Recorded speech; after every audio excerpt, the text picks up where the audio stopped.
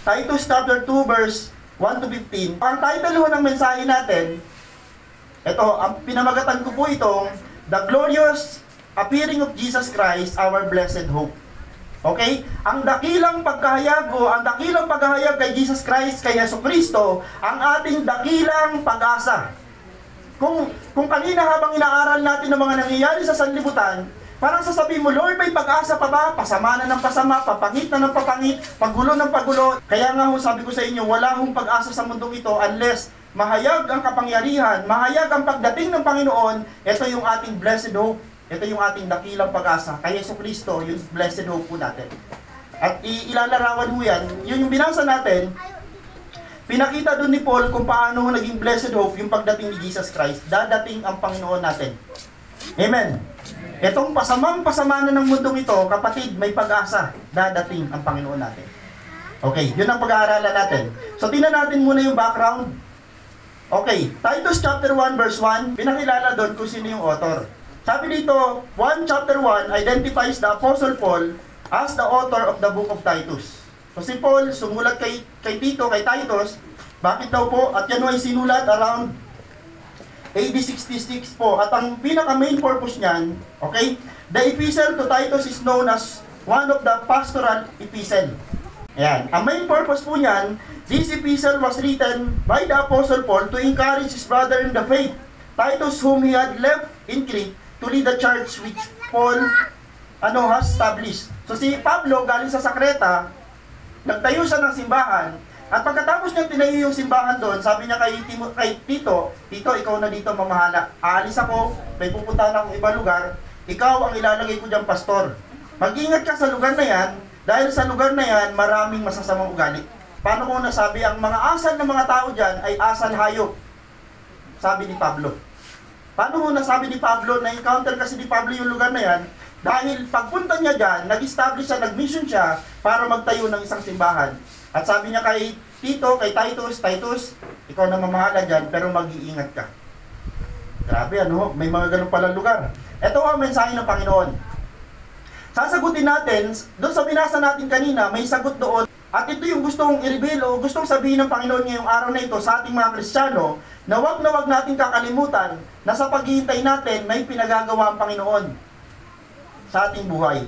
What should a Christian believer do while waiting for the glorious appearing of our Lord Jesus? Ano ho ba ang dapat gawin ng isang Kristiyano habang nag-aantay tayo sa dakilang kapahayagan ng pagdating ng Panginoong Hesus? Bilang ating hong dakilang pag-asa, mayroon tayong bagay na kailangan gawin habang nag-aantay tayo sa pagdating ng Panginoon. Maraming mga tao, especially mga Kristiyano, nag-aaway-away kung kailan ba talaga dadating ang Panginoon. Mauuna ba ang rapture o mauuna ang gera? Ano ba mauuna? Tribulation?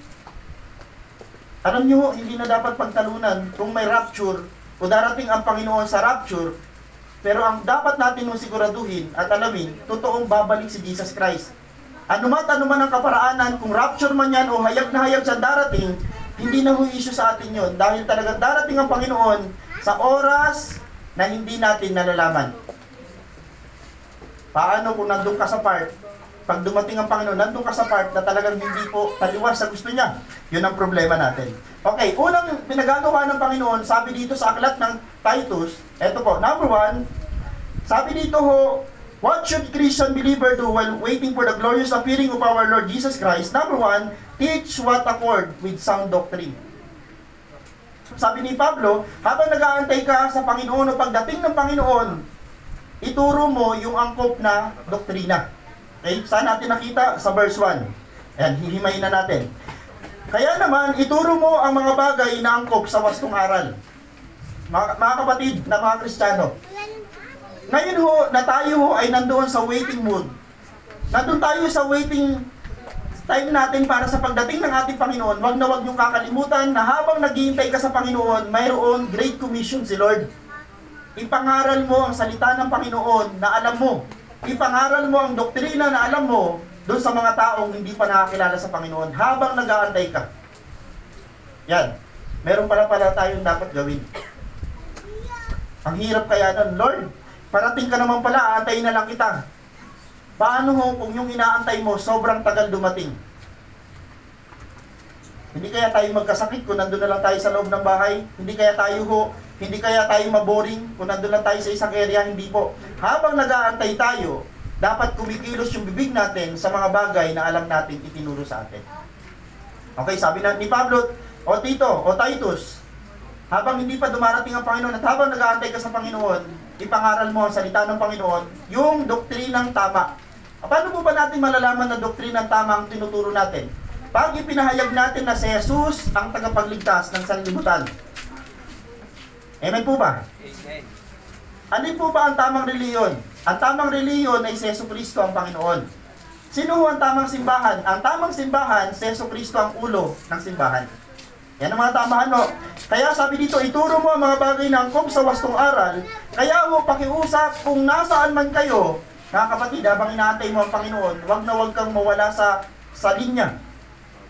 Ganapin natin yung inuutos sa atin ng Panginoon. Kahit saan ka nandoon, kailangan prepare ka sa pagdating ng Panginoon at prepare ka sa pangangaral ng salita ng Panginoon. Kaya lang, baka may problema. Baka kapag nandun tayo sa trabaho, limot natin yes, nakaprepare tayo pag napasok tayo sa ating mga trabaho, nakaprepare tayo pag nandun tayo sa school, pero baka may nakakalimutan tayong part, na kahit nandun ka sa school, kahit nagtatrabaho ka, kapatid, may utos ang Panginoon, na doon sa area mo na yon, kailangan may gagawin ka, alin po, ituro ang katotohanan. Baka nakalimutan na ng mga Kristiyano sa panahon natin ngayon, baka nakalimutan nyo na po, hindi pwedeng nagtatrabaho ka lang, hindi pwedeng nag-aaral ka lang, hindi pwedeng nag-i-exist ka lang, hindi pwedeng nabubuhay lang tayo sa sanlibutan na wala tayong purpose. Ay pastor, may purpose nga ang buhay ko, nagtatrabaho ako, nag-aaral, hindi po yan ang main purpose. Ang main purpose ng isang Kristiyano, mabuhay na nangangaral ng katotohanan patungkol sa Panginoon. Yan ang una, at wag mong kakalimutan yan. Pangalawa, ito mahaba yung pangalawa. Okay, number 2, habang nag-aantay tayo sa dakilang pagbabalik ng ating Panginoon, sabi ni Pablo, live according to the right way of life taught by the Word of God. Mamuhay tayo ayon sa salita ng Diyos, mamuhay tayo ng ayon sa tamang pamumuhay na sinabi ng salita ng Diyos sa Biblia. Ayan. Unahin natin sa matatandang lalaki. Ito, mayroon po ba matatandang lalaki dito? Para sa inyo yung message. Okay. Huwag muna kayo makinig mga bata. Okay. Kausapin ko muna yung mga may edad-edad na. Ayan. Okay, matatandang lalaki. Matatanda lang muna. So, matatandang lalaki, una, sabi ni Pablo, maging mapagpigil sa sarili.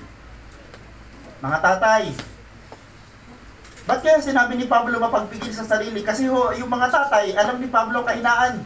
Tama? Mapagpigil sa sarili, marangal, makatwiran at matatag sa pananampalataya, sa pag-ibig at pagtitiis. Yan ang utos at kailangan gawin ng isang Kristiyanong may edad na para maging modelo ng mga bata-bata pa. Okay, mga tatay, yung mga matandang lalaki, sabi dito, una magpagpigil sa sarili, marangal, makatwiran, kailangan makita ito sa mga tatay. Dahil sila ang magiging modelo ng kanilang mga bata-bata pang mga anak. Okay, ang ikli. Nagunan nyo, pag lalaki, ang daling kausap. Sorry. Matatandang lalaki, tapos na kayo. Matatandang babae. Ang dami. Ang dami, Okay, sa matatandang babae, yung matatanda naman babae tayo. Sila'y mamuhay ng may kabanalan. Yan ang una. Mga nanay, pakiusap, mamuhay daw po kayo ng may kabanalan. Huwag maninirang puri. Ano naninirang puri? Chismis? Huwag marites. Si Pablo naman. Alam ni Pablo. Ang dami sinabi ni Pablo sa mga babae. Sa lalaki, tapos na. Okay, sila'y mamuhay ng may kabanalan. Huwag mapanirang puri at huwag manulong sa alak. Mga nanay, grabe. Okay, hindi kayo ang kausap dito ni Pablo. Kasi ang kausap dito ni Pablo, mga taga-Kreta. Bigla nabawi natin, Pero ang pinag-aaralan natin dito ay yung prinsipyo ng Biblia na kailangan kung tatamaan ka man ngayong oras na ito, Pastor, hindi ako taga-Kreta, pero parang ako ang kinakausap ng Panginoon. Kapatid, mayroong kailangan i-apply. Huwag manulong sa alak, kundi magturo ng mabuti upang maakay nila ang mga kabataang babae na mahalin ang kanilang mga asawa at mga anak. Kayo po ang magtuturo sa mga young moms. Andito pala yung young moms. Kasi kasunod na sila, kabataang babae, young moms. Tapos na ho kami sa ministry ng men's ministry. Tapos na rin sa women's ministry. Young moms na. Okay, mga tatay, magpigil sa sarili. Mga nanay, huwag mapanirang puri. Pigilan na yung sobrang madaldal. Kung kaya lang po. Biglang kumambyo eh. Kung kaya lang po. Okay, mga young moms. May young moms po ba dito? Mga kabataang babae. Young moms po ito, hindi ito dalaga. Mahalin ang kanilang mga asawa at mga anak. Yun ang focus ng young moms.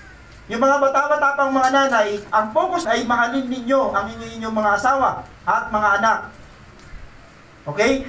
Sabi dito, maging makatwiran, malinis ang isipan, masipag sa gawaing bahay. Mga young moms. Hindi na sinabi sa mga may edad eh.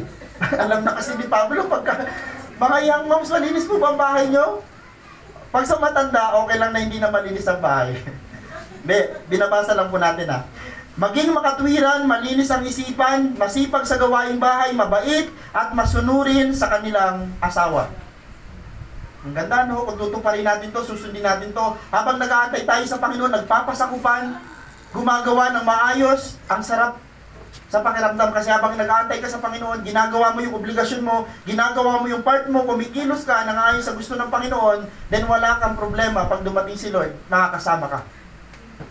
Subukan mong taliwas ang ginagawa natin dito, mga tatay, mga nanay, mga young moms, wala tayong young dad, wala. So mga tatay na, mga kabataang lalaki, tingnan mo, ang igli na naman. Pag sa babayan, tingnan nyo, mga tatay na bata, maging mapagpigil sa sarili.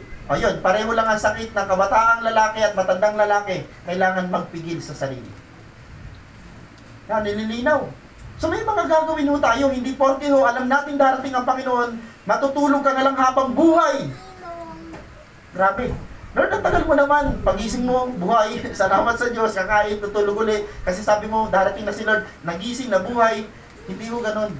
Ang buhay na nag-aantay sa Panginoon ay kumikilos ng naaayon sa kanyang kalooban. Okay. So personal, may sinabi rin si Pablo kay Titus, sabi niya, itong Titus na to, larawan ito natin bilang mga leader at bilang mga kinatawan ng simbahan. Ito ang mensahe ng Panginoon kay Titus. Maging halimbawa ka ng mabuting ugali at maging tapat ka at kagalang-galang sa iyong pagtuturo. Nararapat ang pananalita ang lagi mong gamitin upang hindi mapintasan ninuman ang mga sinasabi mo. Paglabas natin ng simbahan, alam niyo po bang larawan tayo kung sino yung Diyos natin? Paglabas natin ng simbahan, larawan ka kung sino yung Panginoon mo. Kasi bakit? Tayo daw po ang ambassador ng Panginoon natin. Tayo ang ambassador ng simbahan natin. Kaya paglabas mo, pag pupunta ka sa trabaho mo, sa school mo, kailangan ayos ang mga pananalitang lumalabas sa bibig natin kasi Kristiyano tayo. Please, wag na ho sana magmura. Wag na ho sanang lumabas sa ating mga bibig yung mga panunumpa, yung mga sumpa dahil tayo mga Kristiyano at larawan tayo ng Kristo na ating Panginoon. Amen po? Paano ka magalit? Paano ka mag-express ng galit mo na hindi ka magkakasala? Meron kayang ganon? Nagagalit ka pero hindi ka nagkakasala. May ganong expression. Pwede kang magalit pero hindi ka nagkakasala. Okay, Titus po yan. Okay, sa mga alipin, pasensya na sa word dito. Yung word na alipin, mga trabador. Meron po ba dito nagtatrabaho? Ang dami mong mensahe para sa inyo. Okay, number 1, maging masunurin at kalugod-lugod ka sa kanilang mga amo. Kung may amo ka, pakiusap, hindi ho pagsisipsip. Yung pagtatrabaho ng mabuti, yung ipiplease mo yung amo mo, hindi po yung pagsisipsip. Yan ho ang tamang pagtatrabaho na ayon sa Biblia. Kung ginagawa mo yung the best para sa opisina, ginagawa mo yung the best doon sa trabaho mo, hindi mo yung ginagawa para malugod sa iyo yung tao, ano na yun, basic na yun. Kundi para malugod ang Diyos na nag-utos sa iyo ng bagay na yun. Hindi dapat sagot-sagutin ang mga ito, ni kupitan man. Sinama pa yung word na pangungupit. Ako yari. May tauhan po ba kayo? Tapos may tindahan kayo? Tapos sabi nyo, nangungupit ka ba? Pwede mo siguro sabihin nyo, So kung may amo ka, sabi dito, magtrabaho na nakalulugod, igalang sila, wag daw sagot-sagutin. Ito nga yung sinabi ko sa inyo kanina, paano mo itrato ang amo mo pag nakatalikod na siya, o paano mo itrato ang amo mo pag wala na siya? Di ba tayo ho, sa totoo lang, kasi naranasan ko rin magtrabaho, pag nandyan yung amo ko, kailangan magpakitang gilas ako. Pag wala yung amo ko, petiks. Ginagawa ni Kuya. Sorry, sabi niya, advice lang siguro yun. Petiks. Pwede pala yun. Ay, wala naman yung amo ko. Ay, ang problema, may CCTV. Ayun, pinitik ka tuloy. Petiks ka. Pinitik. Mga kapatid, wala man nakakita o meron, tandaan nyo, may mas the best kang amo na nakakita sa langit. Tama? Wala yung amo ko. Wala nga siya, pero nandyan yung tunay na amo mo. Sino? Si Lord. Kaya kung paano ka magpasiklab ng kilos mo sa amo mo, literal. Ganoon ang gawin mo, lalo pag wala siya. Kasi may Diyos ka nakakita at nagsasabi sa'yo, yan ang anak ko. Kahit wala yung amo, yan siya. Dapat, kung ano daw ang ating expression, kung paano daw dapat gawin natin, andun man yung amo natin o wala, huwag daw natin sagot-sagutin. Pero alam nyo, marami ng mga amo ang dinurog sa isip. Tama? Pag wala yung amo, hindi natin kaya sagutin literal, pero sa puso natin, hindi lang basta natin dinurog eh. Hindi lang basta natin sinagot-sagot, kundi talaga sinumpa pa nga natin eh. May mga time na, sana mamatay ka na. Hindi ko alam kung may nagsabi sa iyo ng ganon. Pero dahil sa galit natin minsan, hindi natin alam na yung amo natin ay larawan ng Panginoon sa langit na kailangan natin igalang. Okay? Kasi bilang yung word na alipin bilang mga nagtatrabaho, meron tayong pananagutan na respeto at ganapin yung ating mga tungkulin habang nag-aantay ka sa Panginoon. Doon sa opisina mo, wag na wag mong iisipin na kahit nandun ka sa opisina, pag dumating si Lord, pwede ba makasama yung mga abala sa trabaho? Pwede. Kung prepare ka at ginagawa mo yung mga bagay na pinagagawa ng Panginoon. Anytime, pwedeng bumalik ang Panginoon. Anytime. Hindi ho pwedeng baguhin yung sinabi ng Biblia eh. Hindi pwedeng sabihin natin na sa Biblia, matagal pa darating ang Panginoon. Sabi ng Biblia, anytime. Dapat sila maging tapat sa lahat ng pagkakataon upang ipakita nila sa lahat nilang ginagawa ang kagandahan ng katuruan ng Diyos na ating tagapagligtas. Mga kapatid, kapag Kristiyano ka, kahit sa trabaho mo, ibang-iba yung turing sa'yo, ibang-iba ka dapat sa mga katrabaho mo kasi Kristiyano ka. Iba ka dapat mag-isip, iba ka dapat magsalita, iba ka dapat... Paano, Pastor, pagka sinabihan nila akong parang kakaiba akong tao, normal, nasabihan ka talagang kakaiba. Pero wag naman to the point na talagang sala. Pag sinabing sala, may mga bagay na pinagagawa yung company na talagang para sa company, hindi ka sumasama, sana yun. Kasi nandun ka. Tama? Ang sinasabi lang dito, yung terminology lagi natin sinasabi, pwede makisama, wag makisama. Yun ang pinaiiwasan sa atin. So may gagawin po tayo. Pangalawa po yan, live according to the right way of life taught by the Word of God. Yun ang pangalawang gagawin natin. Then last, ito na po pangatlo. Habang nag-aantay tayo sa Panginoon, itong pangatlo, sabi dito, serve the Lord according to your calling. Wag na wag mong kakalimutan na habang nag-aantay ka sa Panginoon, wag mong kakalimutan na nagbigay ang Diyos ng pagkatawag at yung pagkatawag mo, yan ang hahanapin sa iyo ng Panginoon someday. Ano ba ngayon ano ba ang calling na meron ka ngayon? Pastor, calling po ba itong trabaho ko ngayon doon sa opisina? Calling ba ito, Pastor, na position ko ngayon sa construction worker? Calling lahat yan. Pag sinabing calling, ito yung bagay na pinagagawa sa iyo ng Panginoon sa ikapupuri ng kanyang pangalan. Hindi ito about sa pagpapastor lang.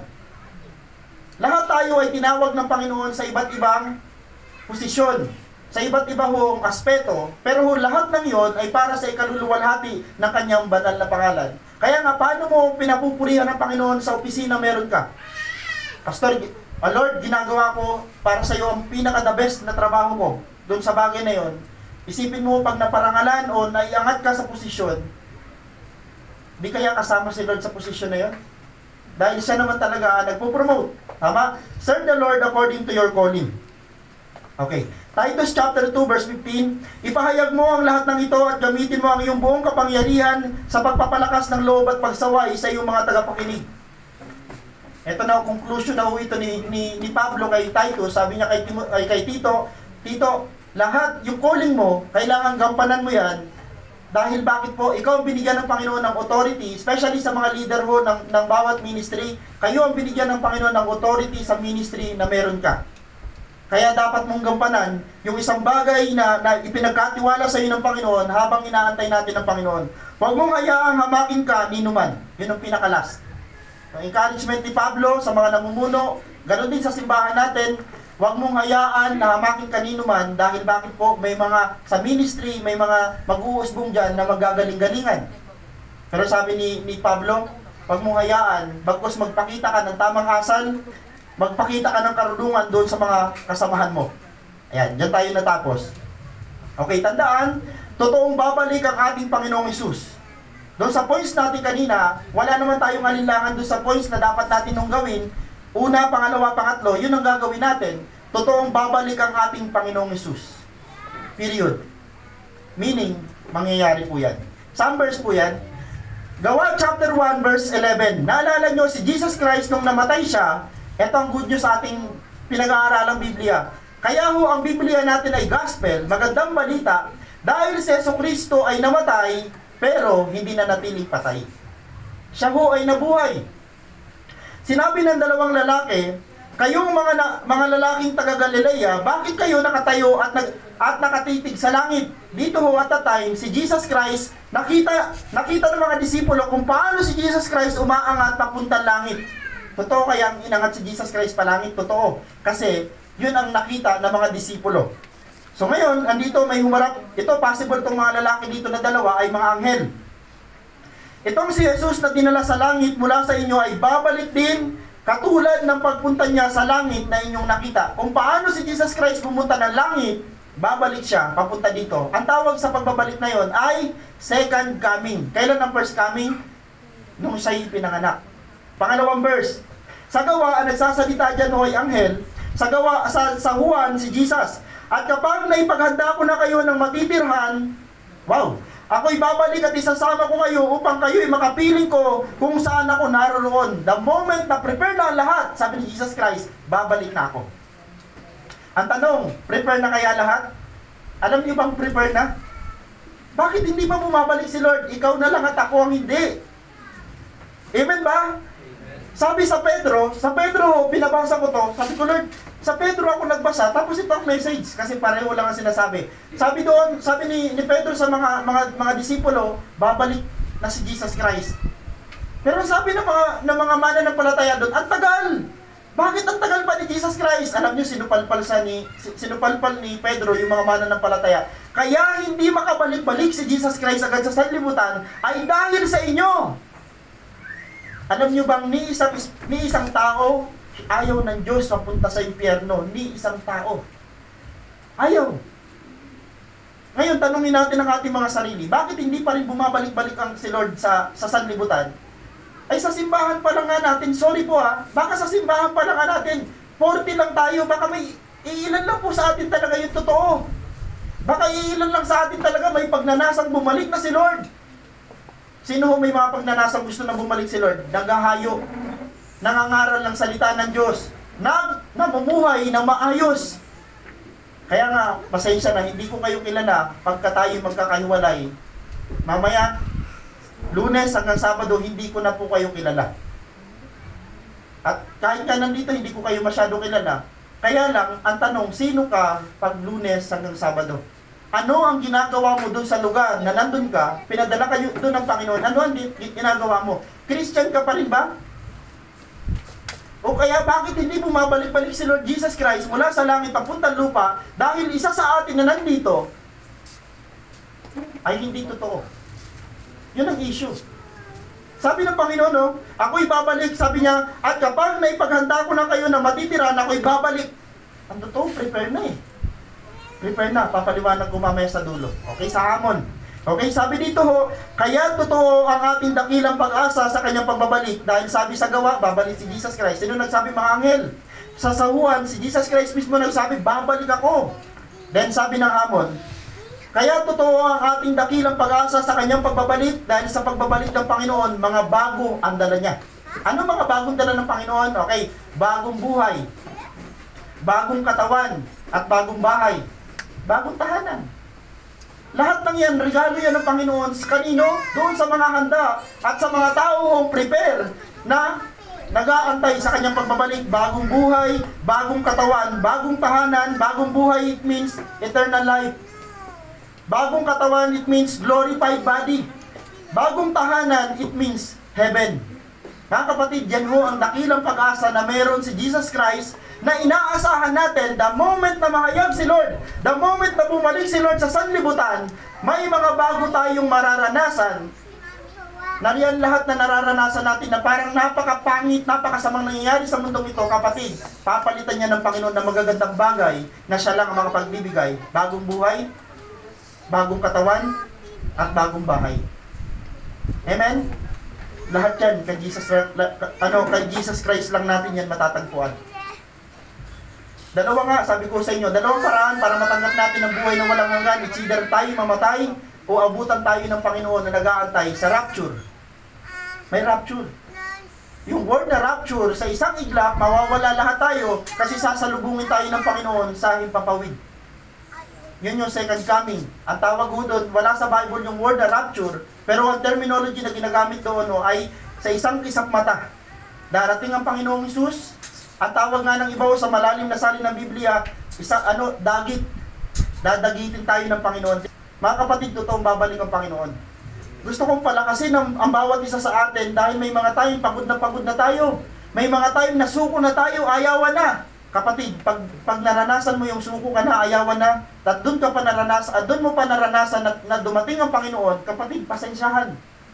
Hindi makakasama yung mga taong hindi handa. Hindi makakasama yung mga taong hindi handa. Hamon, manalig tayong babalik ang ating Panginoong Hesus at totoo ang ating dakilang pag-asa. Totoo ang ating blessed hope, si Jesus Christ. Okay, manalig tayong babalik ang ating Panginoong Hesus. Yan ho ang isang bagay na laging nagpapalakas sa akin. Kahit po sumama ang mundo, kahit pumangit ang sanlibutan, umasa tayo sa Diyos dahil ang dakilang pag-asa natin wala sa pera, wala sa mundong ito, na kay Kristo. Habang tayo naghihintay sa kanyang pagbabalik, una, sabi dito, ituro natin ang tamang aral na natanggap natin, mamuhay tayo ng tama ayon sa salita ng Diyos na tinuturo sa atin, maglingkod tayo sa Panginoon ayon sa pagkatawag sa atin. Okay? Manabik at patuloy tayo maging handa sa pagbabalik ng Panginoon natin. Yun ang pinaka-conclusion. Kapatid, anuman ang pinagdadaanan mo, mayroon ka mang kabigatan, mayroon ka mang mga pinagdadaanan, huwag sanang mawala yung tatlo na to. Amen po? Huwag sanang mawala sa sarili mo, mawala sa iyo yung pananabik sa mga bagay na ito. Lord, nag-aantay ako sa iyo. Habang nag-aantay ako sa iyo, magpipreach ako ng mensahe mo. Mangangaral ako ng salita mo. Magpo-post ng salita mo habang inaantay kita. Pangalawa, Lord, mamumuhay ako ng tama. May nakakita man o wala. Ang tawag doon, integrity. Sino ka pag walang nakakita sa iyo? Laging yung tatandaan, may mga taong hindi ka makikita, pero ni minsan, kita ka ng Diyos. Amen o? Maaari ngayon, pwede mong masaya ang mukha mo, nakangiti ka, pero hindi kay Lord na nag-uumiyak yung puso mo. Kasi longing ka sa isang bagay. Wala tayong, tama yung sinabi ni Ate Myla kanina, Lord, pwede po bang magsumbong? Pwede. Kay Lord ka pa talaga. Dapat. Kung magsusumbong ka nga sa tao, di ba? Dahil kaya ka nagsumbong dahil alam mo ipagtatanggol kayo yung sinumbungan mo. Pero yung tao na yon, no much kay Lord yun eh. Pag kay Lord ka nagsumbong, kaya lang lagi sinasabi ni Lord, wait. Yun lang lagi yung sinasabi ng Panginoon kasi kaya minsan ayaw natin magsumbong sa Panginoon kasi natatagalan tayo. Pero sa kay Lord lang yung assurance. Kay Lord lang may siguraduhan. Manabik at patuloy tayo maging handa sa pagbabalik ng ating Panginoon. At yun doon tayo nagtapos. At yan po ang mensahe ng Panginoon, the glorious appearing of Jesus Christ, our blessed hope. Sa Diyos, ang pinakamataas na papuri. Palapakan po natin ang Panginoon.